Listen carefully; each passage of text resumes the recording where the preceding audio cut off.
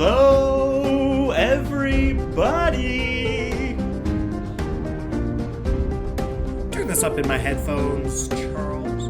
Turning it up.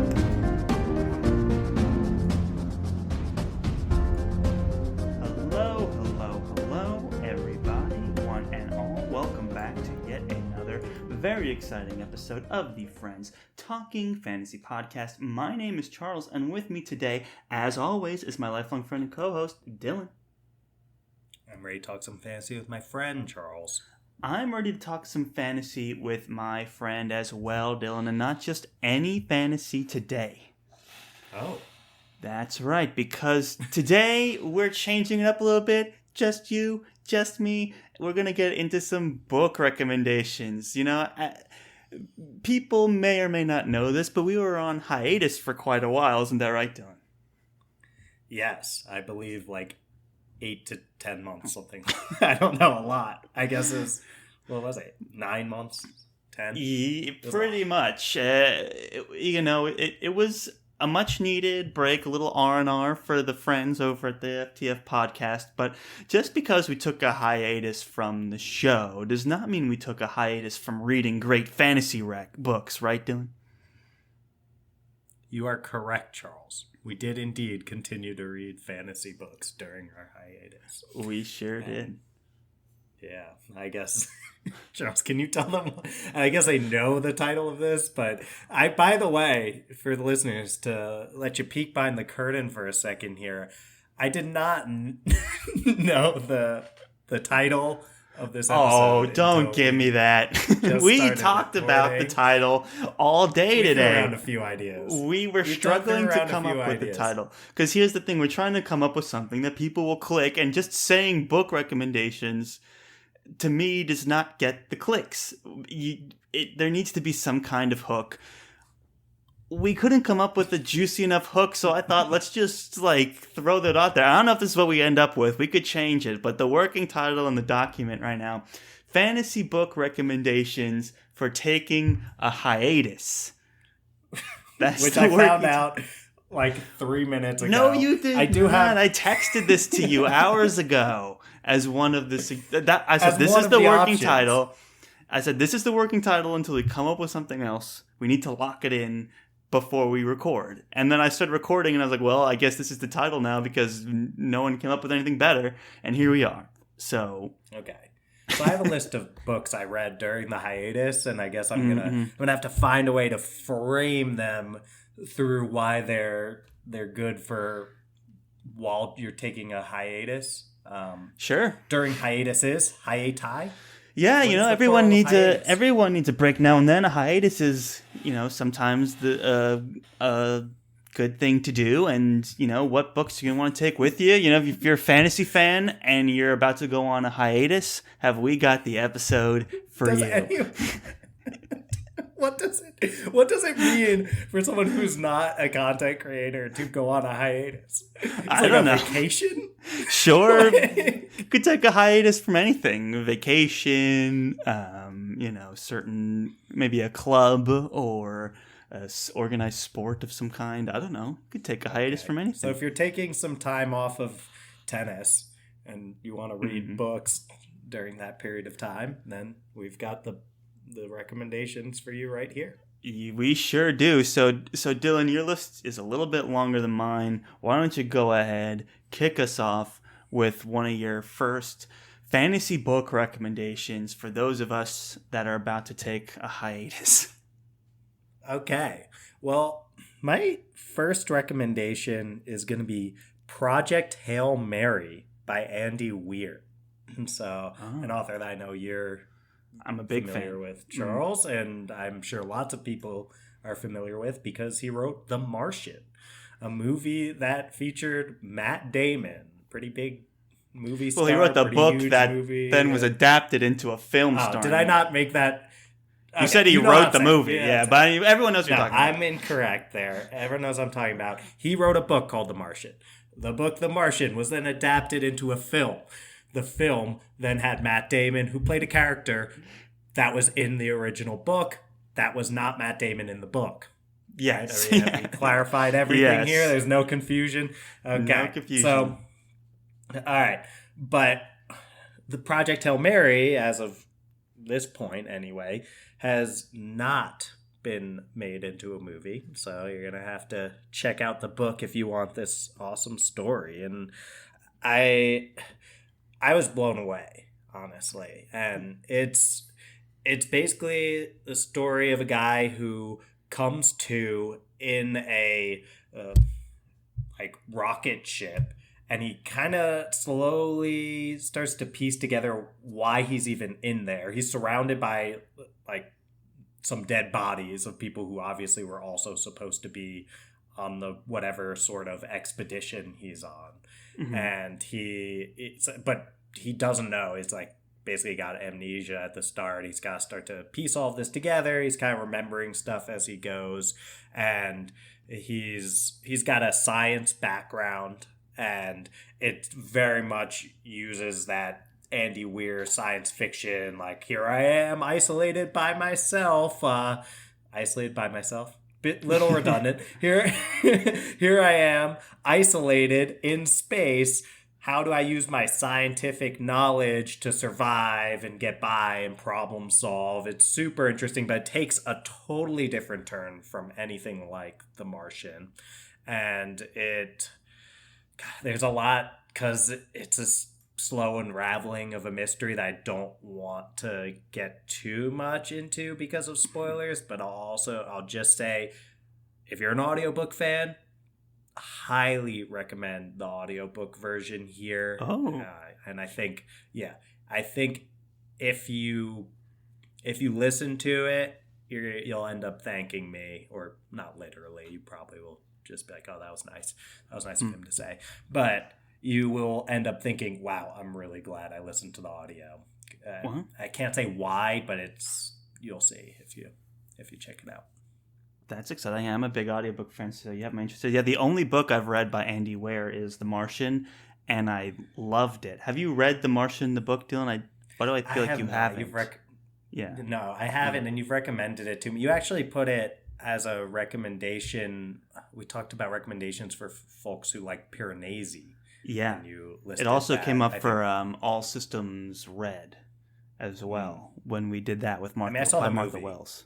Yeah. But what's interesting about the book is it's told through journal entries, whereas from the Matt Damon character. So you're reading like journal entry for this day, which they call souls in memoirs. It's like soul number this. He's like, this was a busy day. I was trying to survive. And it's like that's every chapter from there. So it's a totally different narrative experience in the movie. I mean, the same stuff happens. It's not crazy different, but it's hyper-focused on the Martian character and the humor that comes across when you have that setup of a guy writing journal notes. You're not sure if he's going to survive. He's totally alone. Not sure if anyone will read it, this, that, and the other. And he somehow manages to have a unique sense of humor and all that. So anyway, that's all to say. Love that book for its unique combination of science fiction and humor and characterization and storytelling as well through the use of journal entries. So it's an easy sell for me. I'm also a big audiobook fan, so that's where I'd check it out. I think you'd love this, Charles, and also you, listener. Well, there you go. Love this too. And why is it good for a hiatus, you may ask? Oh, yes. It's because the character is taking a hiatus from Earth and is I see. by themselves. So, if you need to just take some time away from people, away from the Earth in a more figurative sense. If you're isolating by yourself, this is the book for you. Or maybe it's definitely not the book for you because it'll only compound that sense of isolation. But if you're taking it more from this hiatus, I need some me time perspective, then this will help you, I guess. Nice. Okay. It is like a funny. Is it funny too? Like I know The Martian was a very funny book. Yes. Okay. Yeah, I think Andy Weir is, from my reading of this one book, and I also read a short story by him that doesn't really have it's not funny, but it's called The Egg, and I highly recommend it. It's available for free online. and you'll sit down and read it in, I don't know, 15, 20 minutes or something. So check that out too. Another hiatus rec for you. Wow. And he just has a kind of goofy sense of humor. And, he does. It is kind of goofy, kind of nerdy, but I always liked it. At least from the one book I read. I really appreciate it. It's kind of this, and I guess The Martian was kind of like this too. Obviously, if you're on a spaceship isolated from everyone, you see that the crew around you, everyone else is dead. You are in danger of also being dead.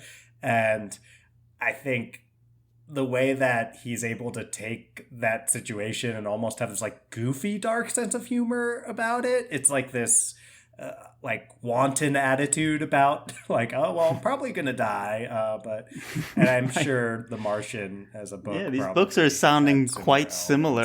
I'm curious to read. It sounds like Project Hail Mary takes some interesting paths. Is totally different. Yeah, that you're not totally different. That you're trying to, because this is a totally spoiler-free episode, by the way, because we're recommending these books. We're assuming no one's read them, so. Thank you, Dylan, for sharing Project Hail Mary. You're welcome. You've captured my interest for sure.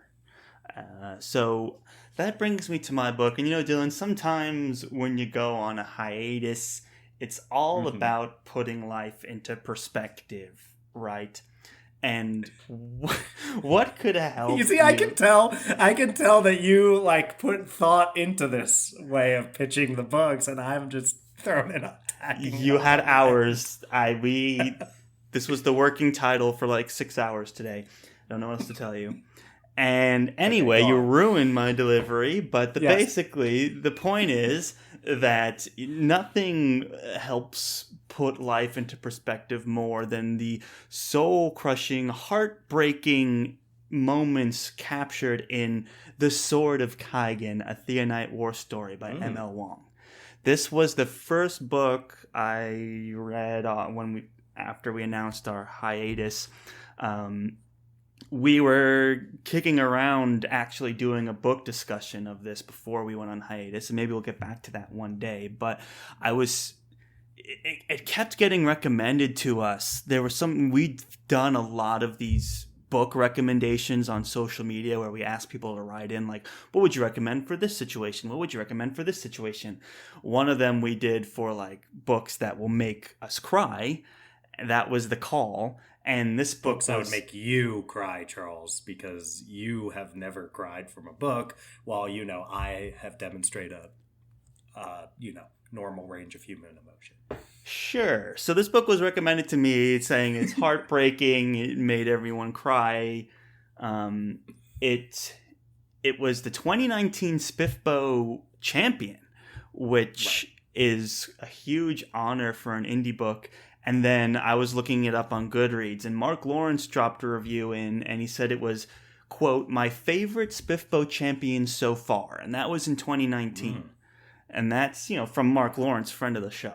So already right there, you've captured my interest and my attention. And it was one of those things where it's like, this book has been recommended to me by so many people so many times that I felt obligated to read it. And also I wanted to read it. I mean, it won SPIFBO. And what more reason do you need to read a book? So I dove into it, and it was a great read. It was really the fact that it, like, for an indie book, which it's a debut indie book, no less, it was really masterful for a lot of reasons. The story, basically, the setting is almost like a Japanese-inspired fantasy world, and there's some elemental magic in there as well. Like, they can control water and use it as weapons, and there's other there's other tribes or a la Avatar style. Yeah. I feel like a lot of magic systems get compared to Avatar sometimes when it's elemental, but yeah, it's like an a la Avatar, and the setting is, and the magic, there is magic and all that, but it's firmly rooted. Like, it feels like a very real place. Like, it doesn't go too off into the fantastical, and a lot of the themes are about basically the constraints of society, because this is like you would imagine, it's like a very traditional, like there's very traditional gender roles, like the the eldest born son becomes the head of the house and he tells everyone else what to do, and then the wife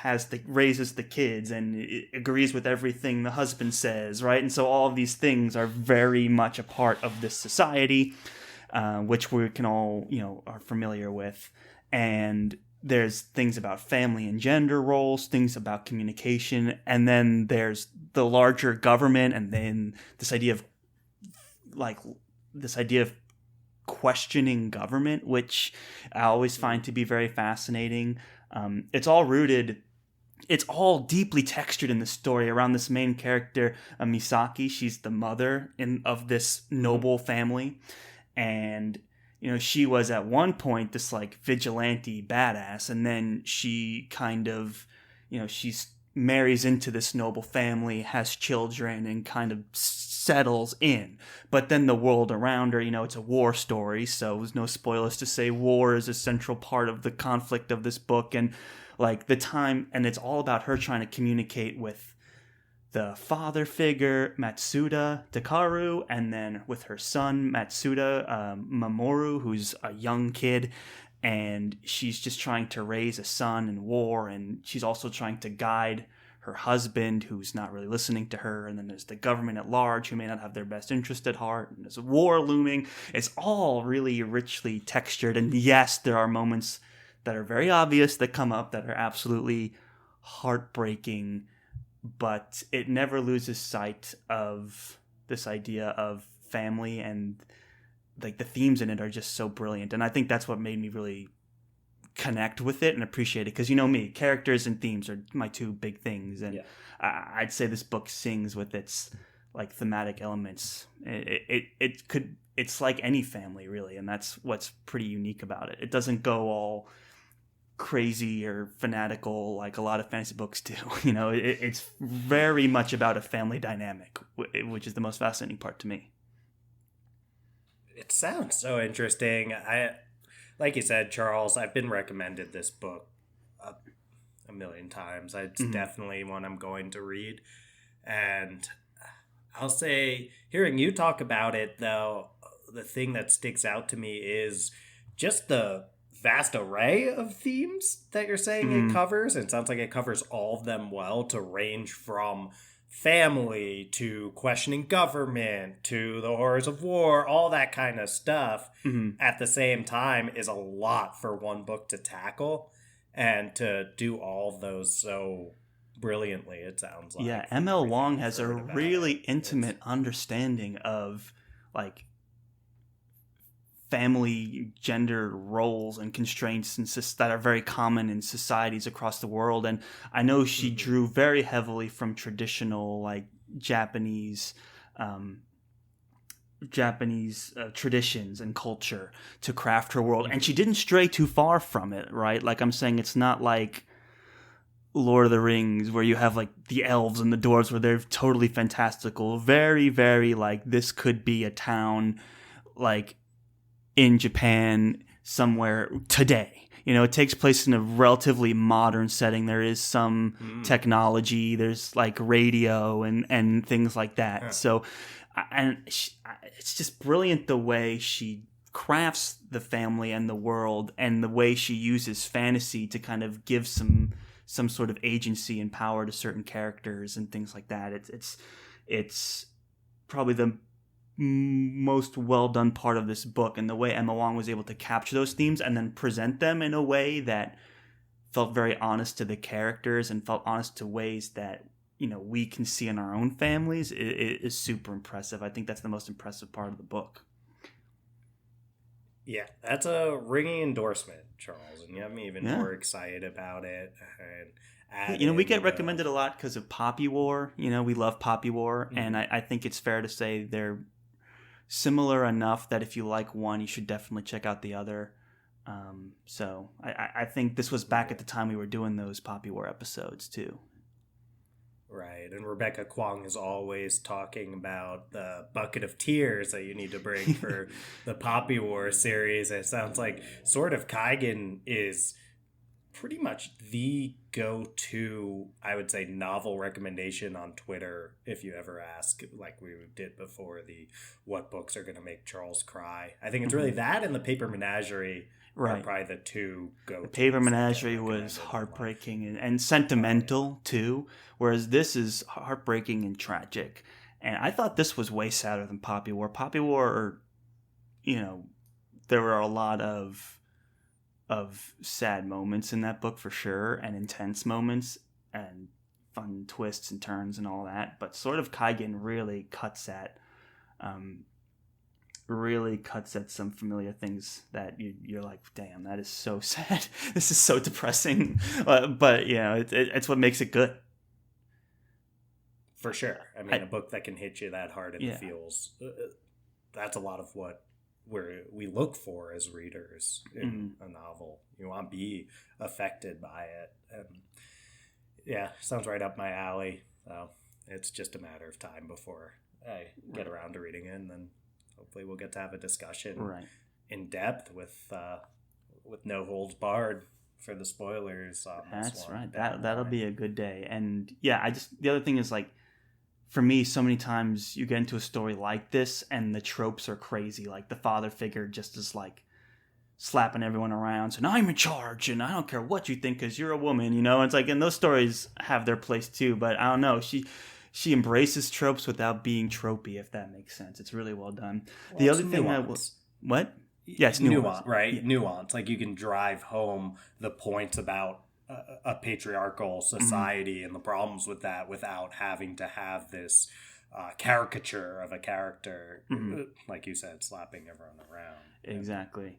And I will say, because you brought up audiobooks, one of the things I feel like I have to say is I would recommend reading the book over the audiobook for this one, with all the love in the world.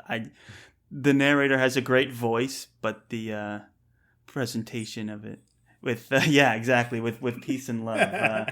Peace and love, he has a great voice, but I just felt like I was getting more out of the context of the story by reading it versus the audiobook. And I'm usually an audiobook guy, so figured I'd throw that out there as well. And that's all I have to say about The Sword of Kaigen, a Theonite War Story by M.L. Wong. Highly recommend. Well, that's definitely a huge endorsement. So, and Charles is that positive on something, and time to go out and check out that book. I know I will be. So, all right, shall I throw one out there? Yes, throw a rec out there for us.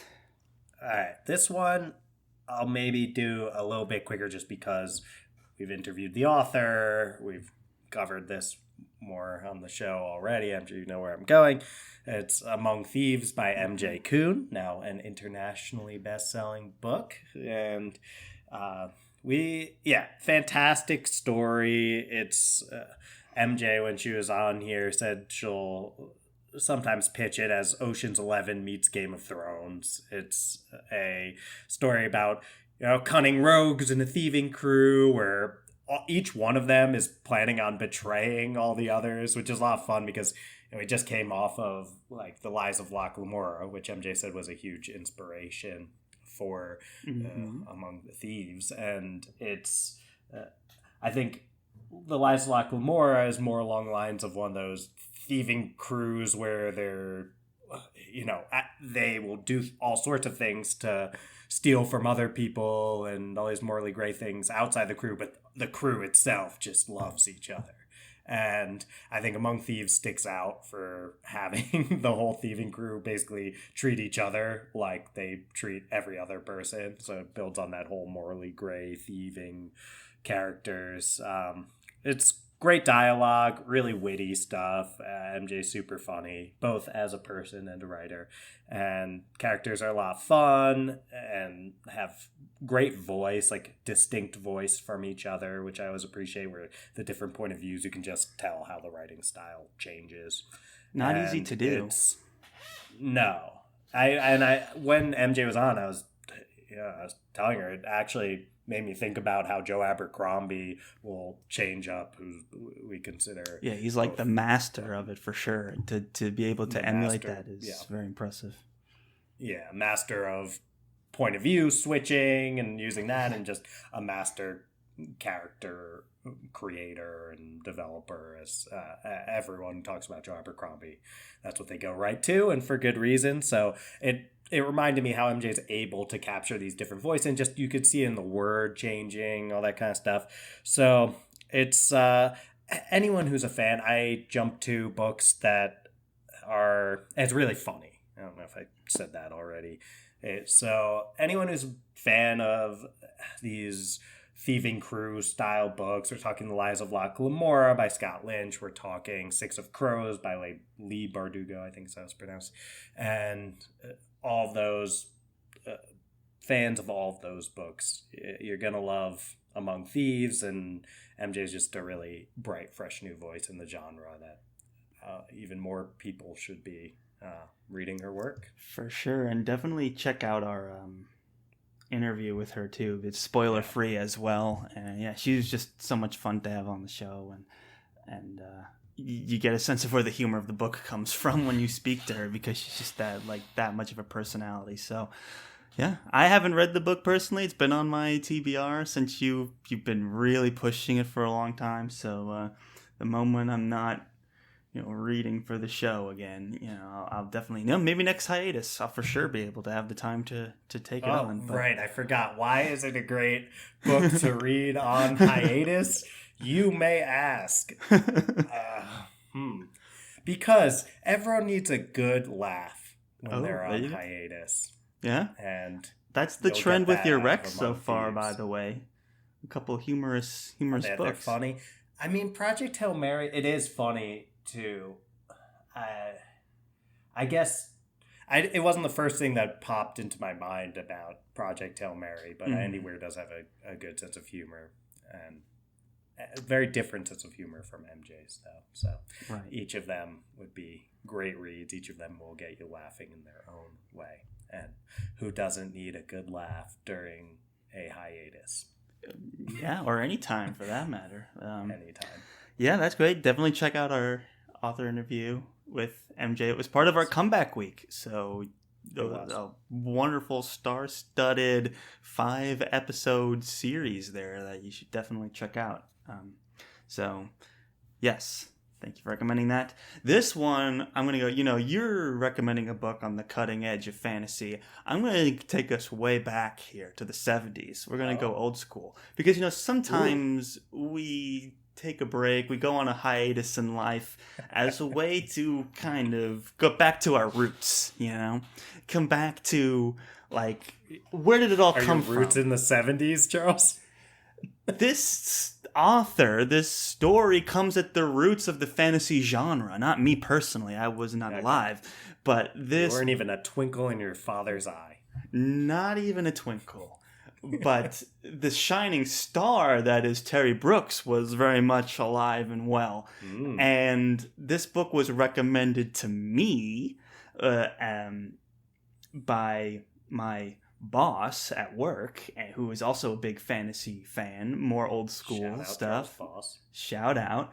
And it's Terry Brooks' first novel, his debut novel, The Sword of Shannara, which is book number 1 of the original Shannara trilogy. Now, Terry Brooks, as I mentioned, this book was published back in 1977, but Terry Brooks has gone on to write 23 New York Times bestsellers and has sold over 25 million copies of his books. And he's one of the best and biggest selling living fantasy writers. That's on Wikipedia. I don't know how you earn that accreditation, but it's on Wikipedia, so it must be true. Well, 25 million, I will buy massive, right? Being accurate. There's people a show might, too, right? I was just about to say, people might have heard of a show called the Shannara Chronicles that began on MTV in 2016. And the show actually starts with the second book in the trilogy, The Elfstones of Shannara. It skips the first book, and you might wonder, why does it skip the first book? And then you read it, and then you're like, I can see why. You might skip this one and go to the next one.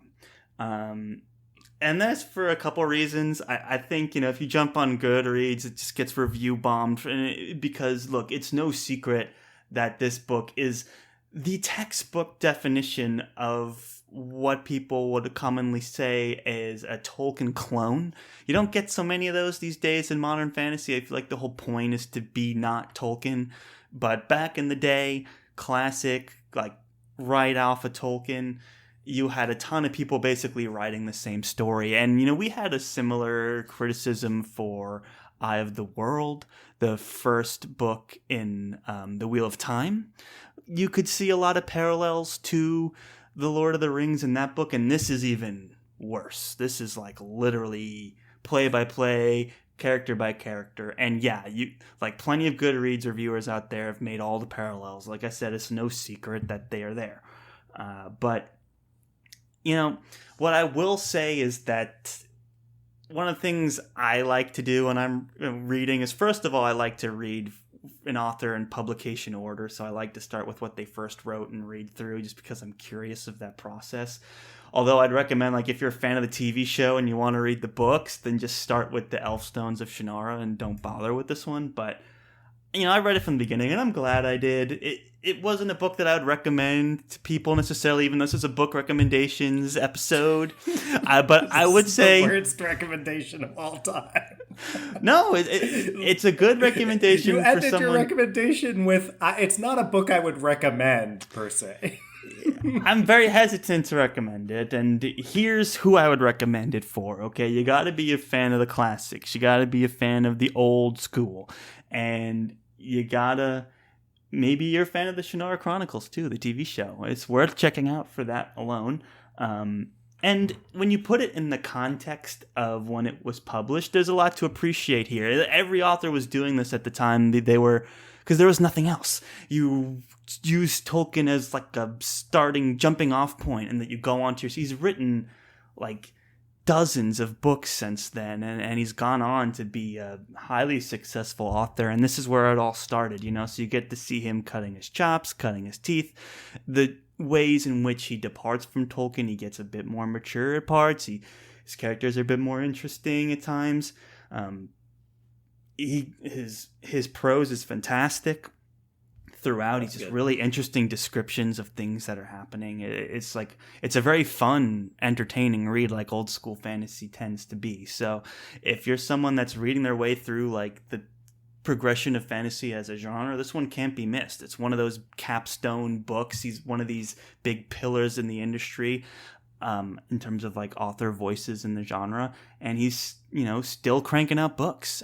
He's got a series he's been working on that's coming out in October, like is the next book in the series. And, you know, prolific author. So there's a lot to appreciate here as a genesis for decades of influencing work in the genre. I'll say that.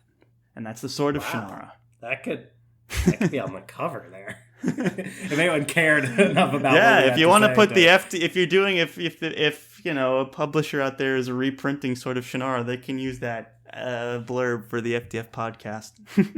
A genesis for decades of influencing work. There you go.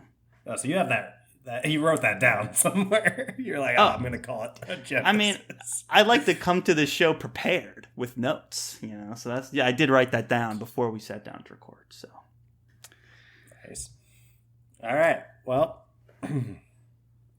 that sounds good. Well, I'll say, Charles, that it had me thinking about, you know, if we tossed around the idea every once in a while of we haven't read widely enough to actually do this in a way that would be sufficient, but the idea of almost like this family tree of works in modern fantasy. So it'd be like Tolkien over at the top, or at least one of the top branches, right? And then you kind of could spawn down from there. Maybe you put like a Wizard of Earthsea as a separate like top branch or something. You put down the different influences. You could probably go even further back. And even just like stuff, a history, like in this period was the, you know, the Grimdark period, the early 2000 Grimdark period, and then there was definitely a Tolkien clone period. The Blade itself over at the toward the top of the Grimdark. You got Game of Thrones, Thorns, Mark Lawrence, and Game of Thrones. Oh, Game of Thrones is probably above it's above the Grimdark era. It's basically, because if you ask Joe Abercrombie his biggest inspiration for the Blade itself, he will tell you it's Game of Thrones. So it's, So I think, it'd just be really interesting to see this laid out. Again, Charles and I, not as well read as you probably have to be to feel comfortable doing something like this, but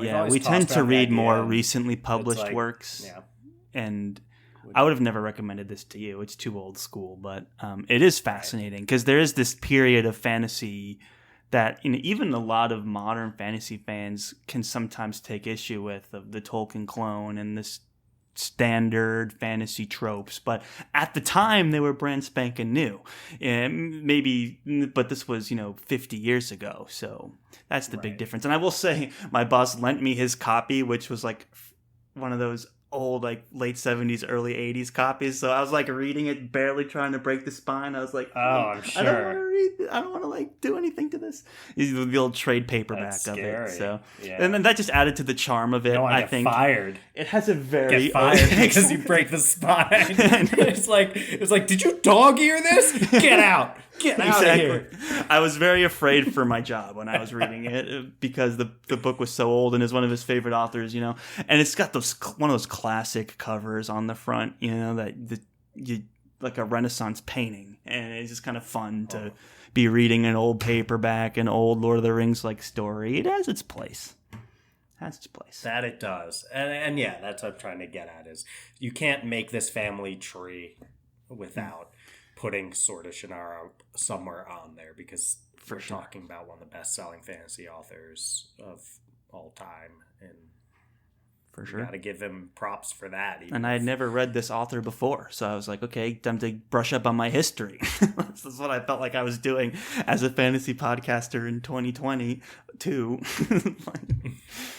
Well, Charles, while you were brushing up on your history, I was brushing up on my Brandon Sanderson. Okay, I went on a Brandon Sanderson run during hiatus. I remember. And I'll say too that, all jokes about why would you read this on hiatus aside, I actually do think that if you are kind of like taking a break and you're just looking for fun, satisfying stories and that have like enough depth to keep you interested, but will not get down in the weeds and will prioritize the reader experience, I mean, how could you do better than Brandon Sanderson when it comes to that? So I'm just going to run through briefly, because I read a bunch. I basically hit 3 series. I read the whole Reckoners series by Brandon Sanderson. It's another YA series by him. And the way I describe it, it's like if The Boys, that show on Amazon Prime, you know that well. You're a big fan, Charles, and I've watched like a season and a half of it, and it's the Reckoner series is like if The Boys was written by Brandon Sanderson, which is an interesting, because The Boys, obviously, one of the most notable things about it is that it diverges toward the extremely explicit and gruesome and graphic, profane, all of that. Right. But this base idea, and the thing that drew me to The Boys to watch it originally, wasn't that side of it. I tolerate that okay.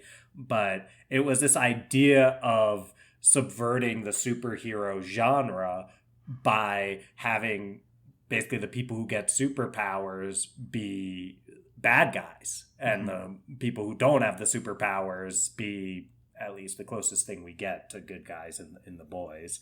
I think Sanderson plays the good guys a bit more straight with as he tends to do with his heroes. So it is a Sanderson world that actually originates as Earth. So I believe the first book starts in Chicago. It's like, but I think it's basically post superhero induced apocalypse, where just all these people start getting powers. This just thing appears in the sky, almost like a separate sun, and then all of a sudden people start getting powers, but all the people who get powers are pretty much just using it for their own gain and doing really messed now, up is this things, swords and a la The sorcery, or Boys. is this like a modern setting? No, it is modern Yeah, Chicago, and then it just changes. And literally, there's like one of the early scenes is in a bank, and there's guns and that kind of stuff, which is different from what you're used to. I've with never read a Sanderson that wasn't swords and sorcery. Yeah, so it's it's really interesting, and then it's like post a superhero induced apocalypse where I think they call it New Chicago. And there's there's like a main villain who is kind of like a Superman level powered guy, just seems invincible, and and he's the main villain, and it's really interesting. It's kind of got this so it's a lot like The Boys. Like, it's got this crew of people who try to take down the superheroes or the supervillains, whatever you want to call them. Right. But it's pure Sanderson fun, a version of that. And it's obviously very different from The Boys and how things play out, because I don't think Sanderson would have any interest in even watching a lot of what happens on The Boys, knowing him. I think there'd be a lot that he would recognize and like about it, but I don't know if he could sit through it just because of how profane it gets. But yeah, I know I love that stuff. I'm a bit demented, so it's good to know it, though, Charles. Yeah. So next on my Sanderson binge was I read the book 2 and book 3 of the Skyward series. I'm not going to go too deep into it, but that's a sci-fi. You've recommended Skyward YA series before. Exactly. So I'm just going to direct people to... I'll say that book 2 and book 3 were also great and different. There's also 3 novellas that I read in there that I highly recommend reading between book 2 and 3. But I'm going to send you just the listeners over to listen to Dylan Recommends Skyward, I think is what there is one of those way back. Yeah. So that's awesome. And Charles, I also finally caught up on Mistborn Era 2. Oh. Which nice. So I mean, it felt like it was time, and I wanted to make sure I was covering my bases in the Cosmere over here, because I always felt like I was missing out having not read those. What are your thoughts on that? My thoughts are they're great books. They're what you expect from Sanderson. Delivers great stories, good endings, strong characters, just that classic Sanderson experience. But they are way more grounded than the ambitious undertaking that was Mistborn Era 1.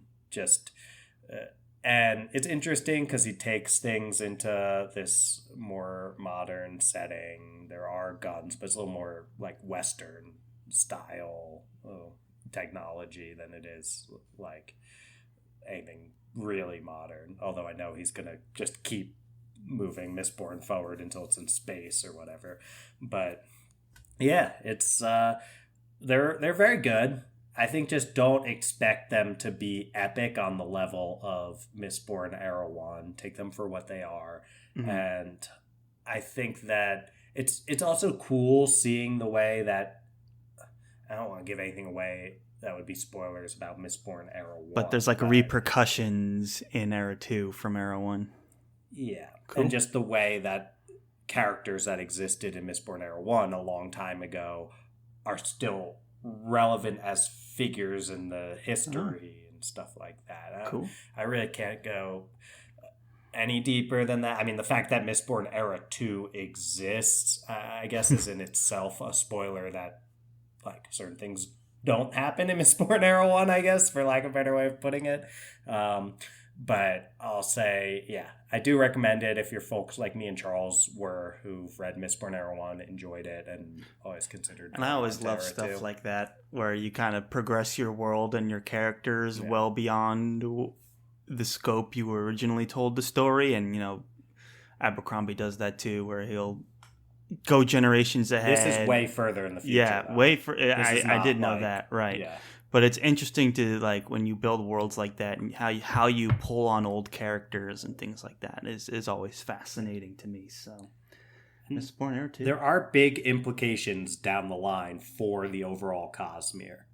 And I think that's what's worth mentioning too. If you're someone who is reading all these other, Charles, you've read Warbreaker, you've read now Way of Kings, and you're going to keep moving through all of it, and eventually, although Sanderson writes faster than he can read, he writes faster than I can read what he writes. Yeah, exactly. So he, we will make sure that we're both all caught up eventually, and we'll be doing our best to follow everything in the Cosmere. And Mistborn Era 2 is essential reading if you're trying to stay on top of your game with the Cosmere. So another reason to do that. Oh, that's good. Yeah, we should maybe, when we're more read, do like a Cosmere essential reading thing. I know Sanderson writes about it ad nauseum, but it can be a bit intimidating sometimes. So like it already helps to hear your perspective on Mistborn Era 2 and put that a little bit into perspective. And so, yeah. I do like Era 1 better also, I'll just say. I mean, Mistborn's just a classic. I can't, like, if you told me Era 2 was better, I'd have to be skeptical. I'm like, I don't know. How can you follow up Mistborn? Yeah. So, that's still good to hear, though. It sounds like it was a worthy endeavor. I mean, it's Sanderson. The guy always delivers, so. I think that's a Sanderson guarantee. Oh, and also book 4 of Mistborn Era 2, which will be the final one in this era. It's the Lost Metal.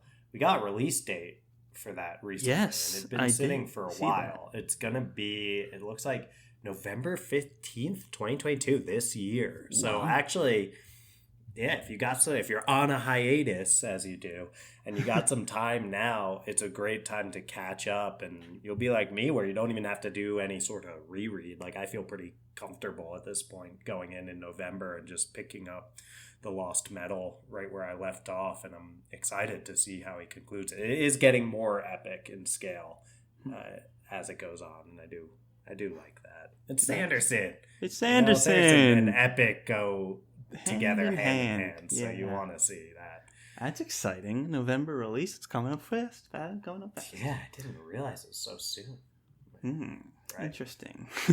Our podcast minds are thinking and wheels are turning and all these things. So, we'll try and wrap this up in the next 10-15 minutes or so here. So I've got a couple more, but they're fast ones. The first one I'll start off with is one that we plan on talking in a lot more depth in the future, so I don't feel like I have to go into too much detail here. It's, of course, the long anticipated at the time, The Wisdom of Crowds, Book 3 of the Age of Madness by Joe Abercrombie. This was our holy grail for a while. And, Orbit Publishing, thank you guys for giving us an advanced copy of that book because we were able to digest it. It was kind of right when we were going on hiatus. I had the book in my hands and I was like, well, I have to read it. I have to know what happens. But, it's because we're no secret, we're huge Joe Abercrombie fans. So that devoured it, spoiler free and all, and not because we're going to talk about it a lot in the future for sure. All I'll say is that it was an incredibly fascinating book. I loved it. Really strong ending to the trilogy and just an interesting take on like the story formatting of a fantasy trilogy where it's like traditionally everything comes to a head and it's a big face off and it's like it's the wisdom of crowds. It's the Age of Madness is the name of the trilogy, and it is mad. It is an age of madness, like a story I've never read. It's catastrophic failure on all levels of society is kind of the premise of how this book is set up and how this trilogy is set up. There's lots of civil unrest and stuff, and it just goes to the nth degree, and it's fascinating to watch that, and I have a lot to say about it, and I know you do too, Dylan, and you guys can look forward to that in the not too distant future. Just want to say, great read for any time, especially a hiatus, and why recommend. Why is it great for a hiatus in particular, though, Charles? Well, I'll tell you why, Dylan. You know, when you're on a hiatus, sometimes it's good to catch up on the hot books of the times, and this was as hot of a book as you could get at the time we kicked off our hiatus, and I just couldn't wait. I know we're on a trajectory to read all of Abercrombie's First Law Universe books, and we're almost there, but I couldn't help myself, and I had to read it very early for us. So sometimes you just got to do that. You got to cheat a little and read what you want to read. Schedule be darned. That is fair. Schedule be darned. That's right. And it's a bummer, honestly. The hiatus did have to happen for us at the time that it did, but the one maybe biggest bummer about when we did go on hiatus is we got to interview Joe Abercrombie, which was one of the biggest, if not the biggest, highlight of our show. I don't know what would be a bigger highlight than that. And that was huge. That was amazing. And you can check that out, which even the YouTube video gets some plays, and we have like no YouTube presence, but you can see if you want to see Joe bopping along to our intro song, that's a great video to check out. It is. Yeah. So you can watch that if you haven't yet. And the biggest bummer though was that we weren't able to get out the Trouble with Peace or the Wisdom of Crowd episodes out beforehand. So we kind of left all our First Law fans, which is like a giant portion of our fan base. We really, I don't want to say we hung them out to dry. We left them hanging a little bit, but I do take solace in that when we did go on a hiatus, we went out with a pretty big bang in terms of the Abercrombie interview. That was a very special moment in the show's history, and that's a good one to kind of go out on, even if we didn't necessarily finish the trilogy at the time. And you know what? We're going to talk about it soon, so it's all coming, and it's a very exciting time in FTF history. You know, more than anything, take this as a tease that we will soon be bringing you the Trouble with Peace and the Wisdom of Crowds episodes. Those are very close to the top of our TBR right now, I think. Yeah, so those are coming pretty soon. And we're going to reread both of those books beforehand, and we're going to be ready to really do classic FTF deep dive into that First Law universe. And we're really pumped to bring you that. Oh, yes. Very well said. You got any more for us? Some rapid fire? Oh, I do. Yeah.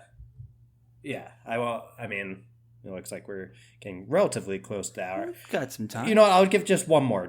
Okay.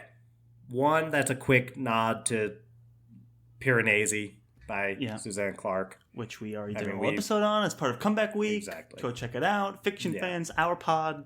We all came together. A lot of fun. Great book. It was a lot of fun. Awesome book. I mean, very quick pitch. Guy in a mysterious house. There's statues all around. There's actually tides, like water in the house. There's some animals in there. And there's only one other person. It's written in this like journal entry style, kind of like what we're talking about with The Martian. And it's, and it's, did I say, only one other person is in the house. And it's another slowly unfurling mystery, sort of. You get the idea something's amiss here, but you don't know exactly what at the start. And just Suzanne Clark's writing style, her prose, her themes, gorgeous. Amazing. So read that, check out our episode. Awesome stuff. The one I'll go into a little bit more depth on before we go is The First 15 Lives of Harry August by Claire North. And Charlie, I don't know if I've ever even talked about I haven't heard this one. The First 15 Lives of what now? Harry August. The first 15 lives of Harry August. He's writing it down. So it's a really interesting time travel-y book.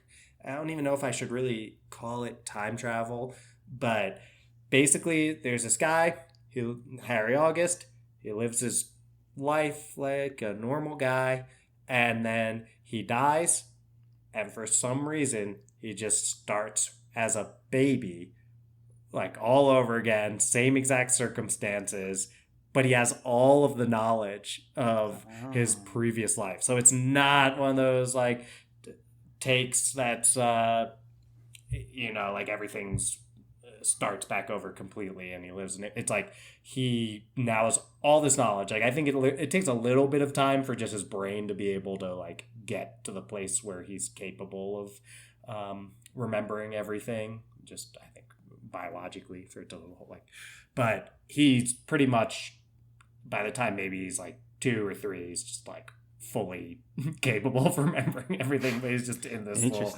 like baby toddler body. And he just keeps hence the first 15 lives of Harry August, he just keeps repeating this cycle over and over again. And it's really interesting and different from anything else that I've read along these sort of timey-wimey style books. Especially the characters are pretty morally gray in a way that's intriguing because it's kind of, how we've talked about this idea of like Gandalf lives just so much longer than humans. Right, being immortal. Like, yeah, it's almost like how could he really see people with that much love and affection? It's almost like if you keep living over and over again and all these other people are not doing that, then it takes a really amazing person to not start seeing them almost as like a lesser being than you. And Gandalf, obviously an incredible person, but I think most people would start to almost give in and be like, these are kind of the normies and I'm someone who just gets to like repeat over and over again. And even if I do something bad to this person, like I'll catch him in the next life, whatever. So I think there's some ways where over time I think there are some ways in which the character grows interestingly jaded to the idea of other people, and his morality starts to change, and it's got a lot of thought went into the character development side of this, where I think in a lot of time travel stories you get it's more concept than it is character, and this one is very character focused. So there's lots of complex like rules to the time travel and the way it all plays out. You get the sense early on that there are other characters that have this kind of experience. Yeah. So, because it all starts like really early in the book. It starts with he's like, I think he's like lying in a hospital bed, like close to death again, but that doesn't mean anything to him because he just knows he's coming back. And some like small child comes up to him, but is like very articulate and talking like an adult.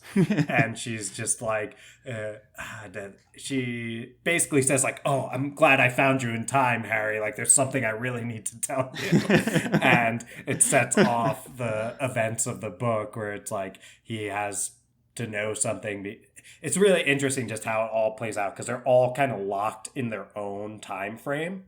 Like you're not going to be able to live 300 years and get that far into the future or anything. You're going to die at the normal time or earlier than you typically would. So you've kind of got this tops maybe like 80 to 90 year range that you are living in over and over again. But there's other people then, if someone's a child at the time that you are 85, their range stretches like 90 years further into the future and they're living that over and over again. So then the way that like a child might communicate to an elderly Harry August, they can like send messages from the future. It's just you get that? So it's like that kid has the knowledge. Yeah. That kid has the knowledge of living maybe 80 years further into the future, even though they're 5 years old. They know everything and they can find deathbed Harry August and be like, "Hey, gotta tell you something so you can change something in the past next life."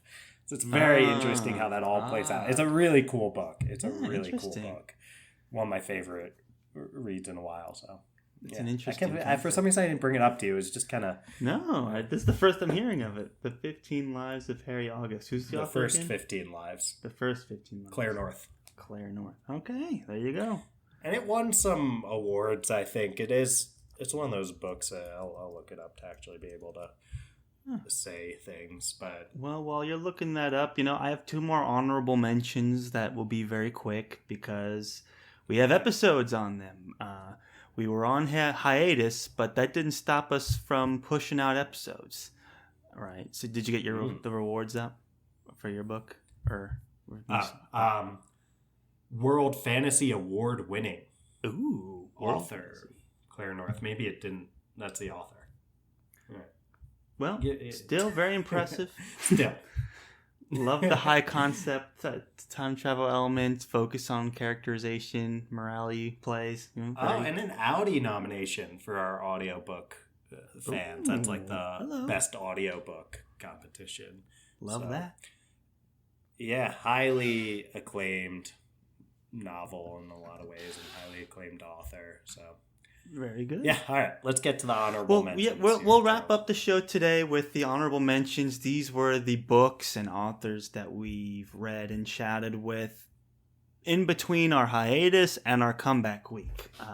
The first, obviously, so the honorable mentions because we already gave them episodes. Even though we were not because they are lesser than the other. Oh no! If anything, I highly recommend these, but it's just because we already did episodes on them. I'm going to do them quickly, and because they're already on the show, and we were technically on hiatus, but that couldn't stop some of these books from coming out and coming through. One of the more fun, cross media extravaganzas that we did over the course of 5 months was our buddy read of the Chatham Voyage Quartet by Robert V.S. Reddick with us, series author Robert V.S. Reddick, and then Blaze from Under the Radar Books.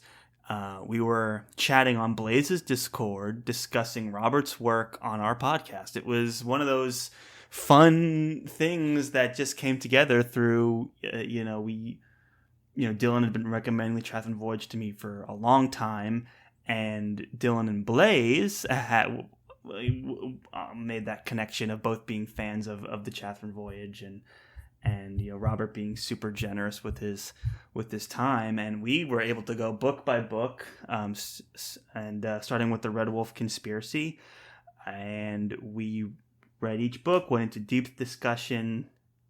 Robert shared a lot of really fascinating perspectives on the characterizations, the themes, just the idea of being a writer and getting a book published and all these other things. It was really informative and a really cool experience in the podcast, one that was very unique in that we were able to work on Discord and with an author so intimately.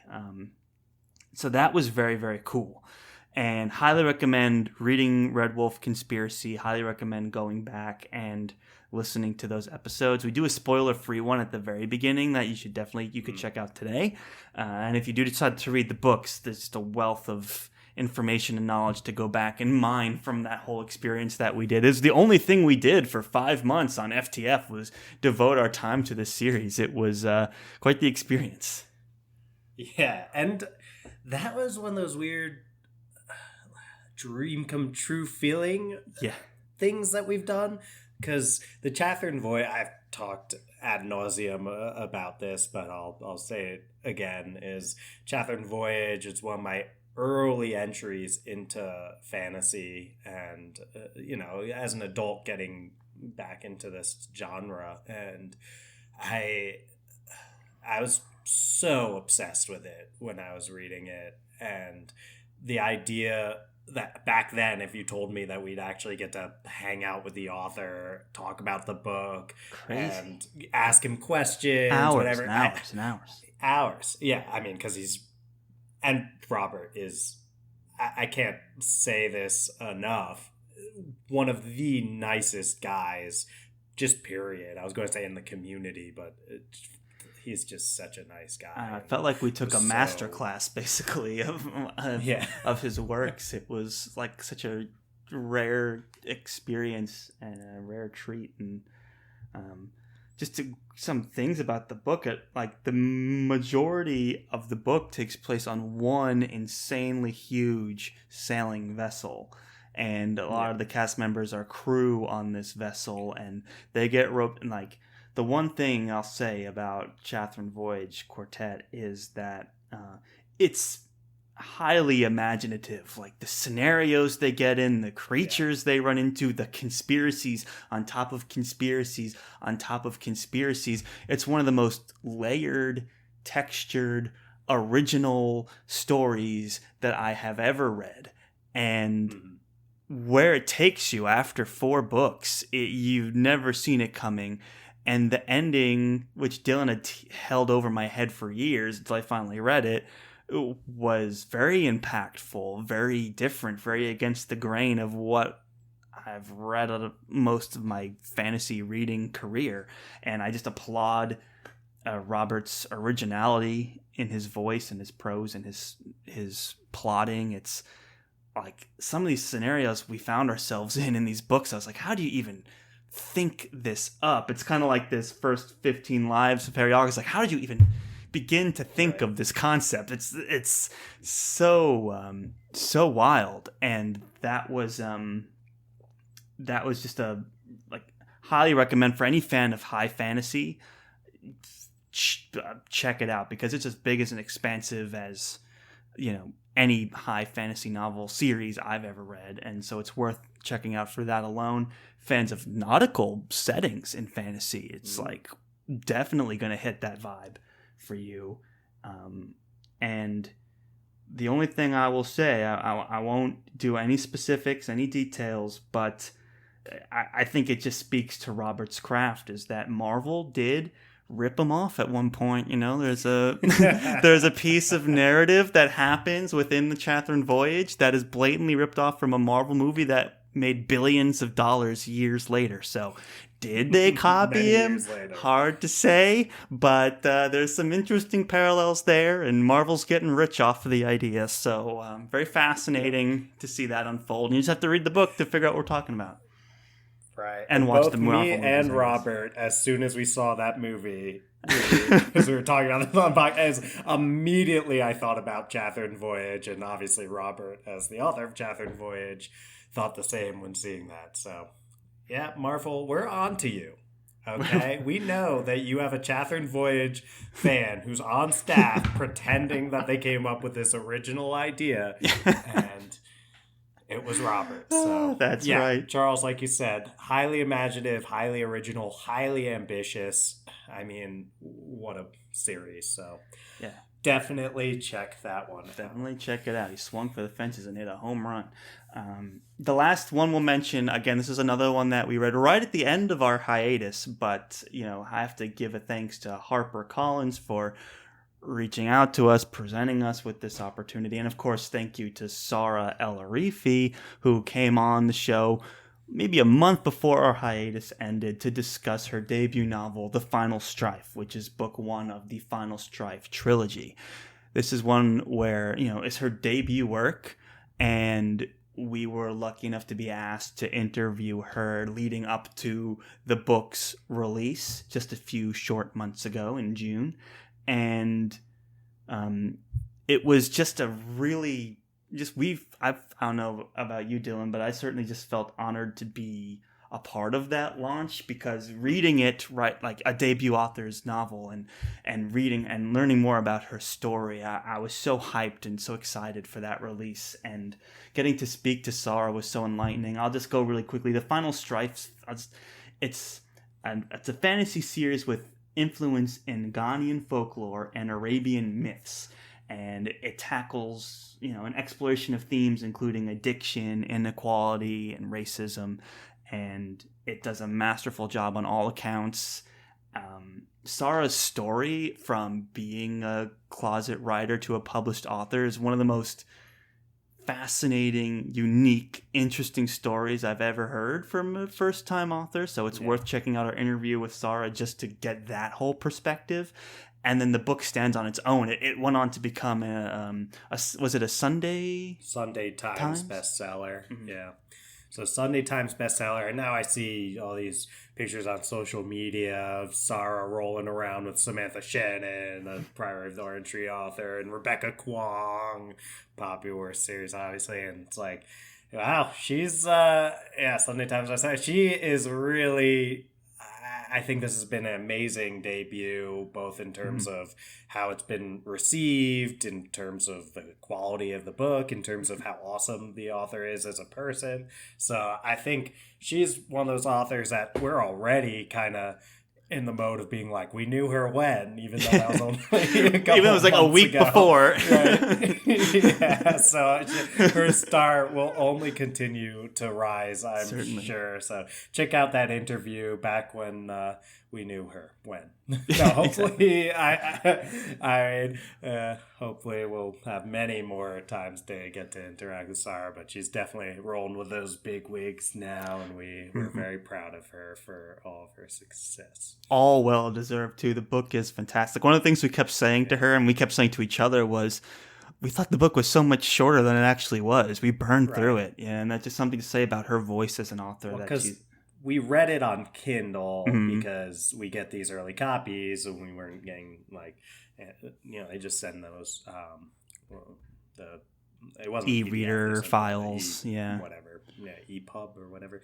Point being, they sent that over, and you just kind of you see the percentage marks going up or whatever, but you're not knowing how many pages you're going through. And if you asked me to guess how many pages it was, I think I would have said something like 400. I was around there too. It's over 600. It's over 600 pages, and just speaks to the pacing. It speaks to how enthralling it is. Super unique setting. Charles, you spoke to where it gets its influence from.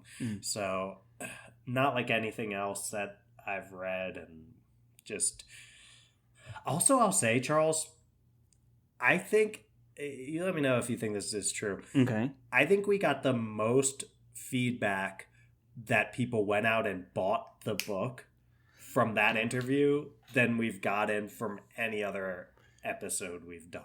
I would agree. I think we've also, that was one of the few times we've gotten direct feedback of like, wow, this was, such an interesting interview. Like, there's so many things that we learned about Sarah's journey of getting published that makes for a fantastic story. Like, it's so interesting. Right.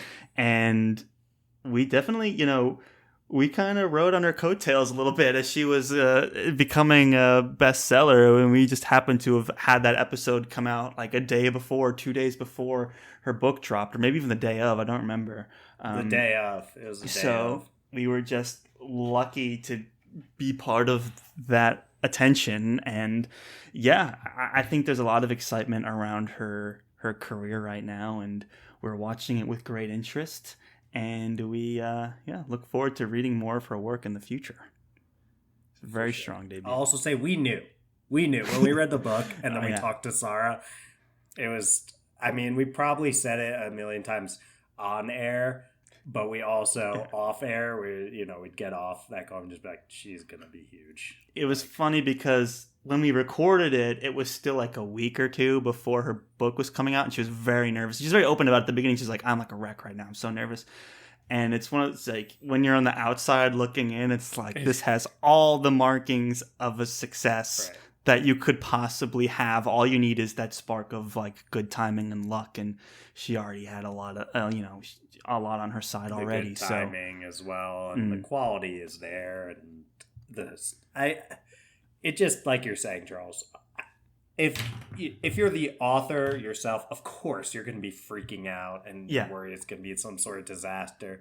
But outside looking in, it was just so obvious. Yeah, and it was such a unique opportunity for us to have captured her in that moment, right before her first book's getting published. Here we are talking about the book, getting to know about her. It's like, could you imagine if you talked to some other famous fantasy author right before they published their first book, and like the perspective you'd get then versus afterwards? It's like the fact that we were able to have this weird twilight moment, or I guess dawn moment of her of her career was super fun. It's a fascinating listen. Like, go back and like listen to that if you haven't. It's really interesting, even if you have no interest in reading the book, although you should. The interview on its own, you will by the end of you will by the end if you go in without that interest. So. Exactly. Yeah.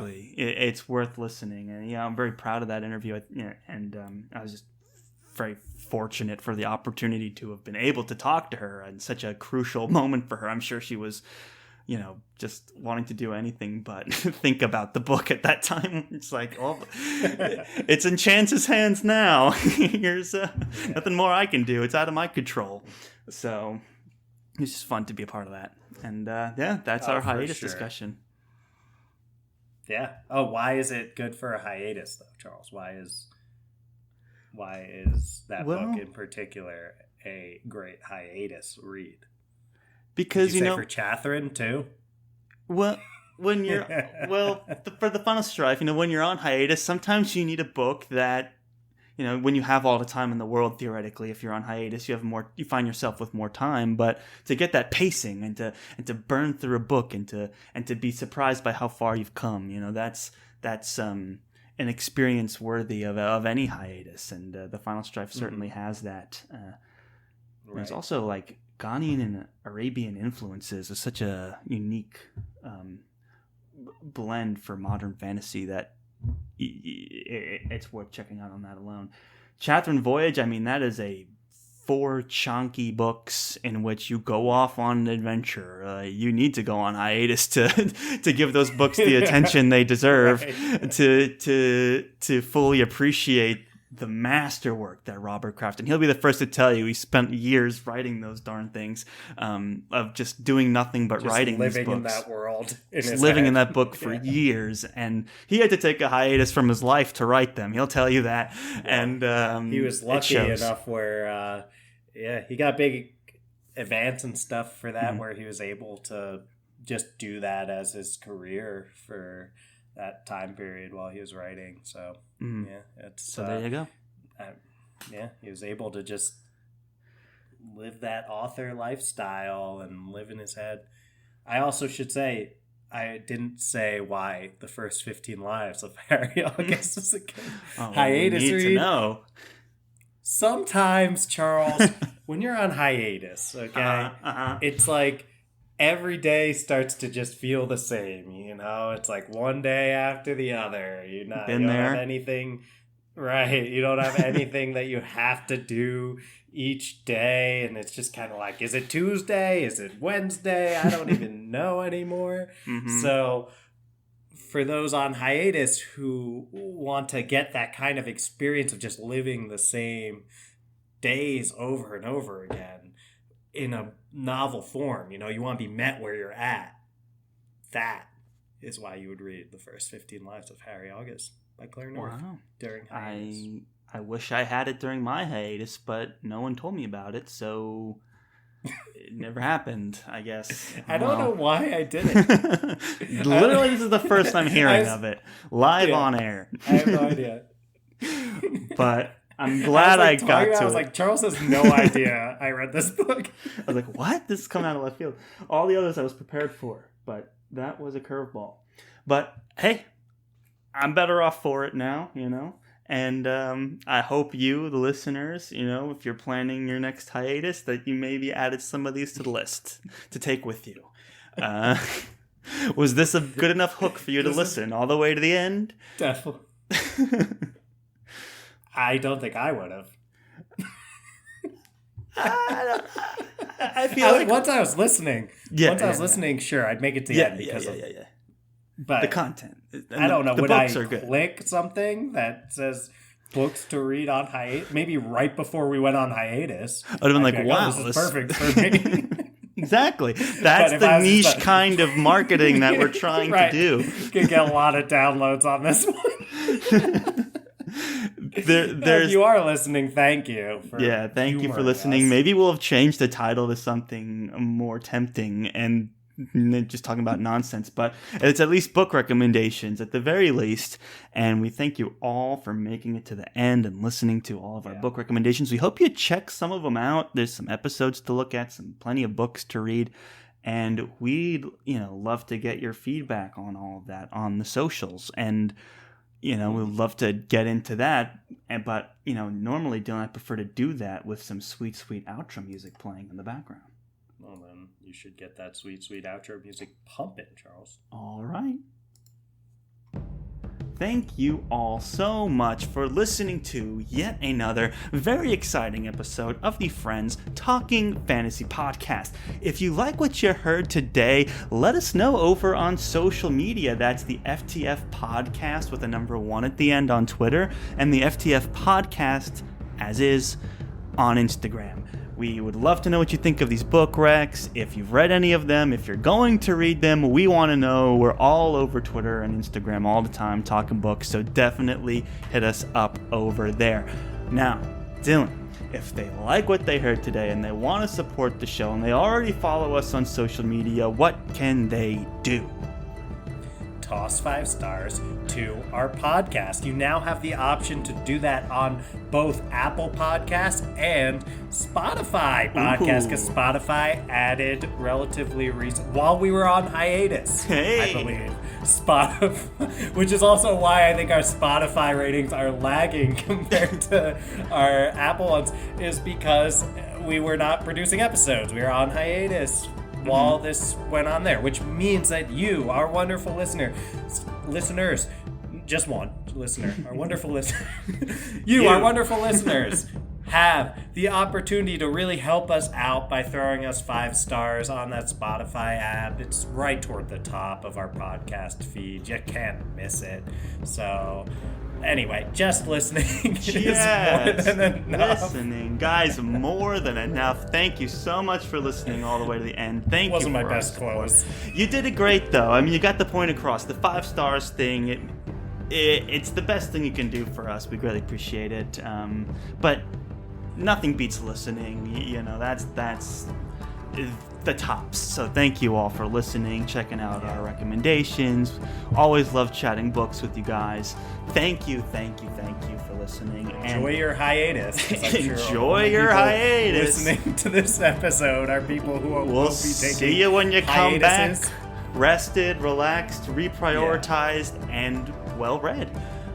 It's important to take time for yourself. Very important to take time. Decompress. We'll be here when you come back. We've got 180 plus episodes and counting. That's not going to stop, guys. Thank you so much for listening. You're all the best. Thank you. And as always, go forth and conquer, friends.